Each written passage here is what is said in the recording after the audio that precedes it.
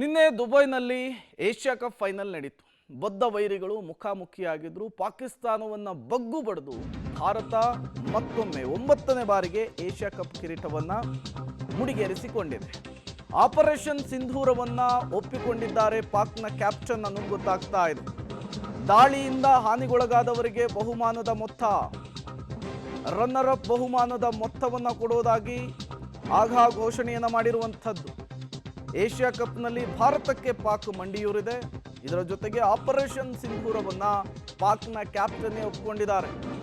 ಏನು ಭಾರತ ಆಪರೇಷನ್ ಸಿಂಧೂರದ ಹೆಸರಿನಲ್ಲಿ ಪಾಕಿಸ್ತಾನದ ಉಗ್ರ ನೆಲೆಗಳನ್ನು ಉಡಾಯಿಸುವಂತಹ ಕೆಲಸ ಮಾಡಿತ್ತಲ್ಲ, ಆ ಉಗ್ರರಿಗೆ, ಇವರು ಸಾಕಿದಂತಹ ನರಿಗಳಿಗೆ ಪಾಕಿಸ್ತಾನ ಗೆದ್ದಿರುವಂತಹ ಮೊತ್ತವನ್ನು ಕೊಡೋದಕ್ಕೆ ನಿರ್ಧರಿಸಿದೆಯಂತೆ.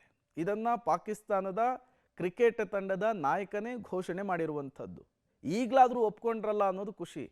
ಆಪರೇಷನ್ ಸಿಂಧೂರ ಭಾರತ ಮಾಡಿದಂತಹ ವಿಚಾರವನ್ನು ಪಾಕಿಸ್ತಾನ ಒಪ್ಕೊಳ್ಳೋದಕ್ಕೆ ರೆಡಿ ಇರಲಿಲ್ಲ. ನಮ್ಮ ಉಗ್ರರ ಕ್ಯಾಂಪ್ಗಳ ಮೇಲೆ ದಾಳಿನೇ ಮಾಡಿಲ್ಲ ಅಂಥೇಳಿ ಒಂದು ಕಡೆ ವಾದವನ್ನು ಮಾಡ್ತಾ ಇತ್ತು. ಈ ಸಂದರ್ಭದಲ್ಲಿ ಪಾಕಿಸ್ತಾನದ ಕ್ರಿಕೆಟ್ ತಂಡದ ನಾಯಕ ಇದನ್ನು ಒಪ್ಕೊಂಡಿದ್ದಾನೆ.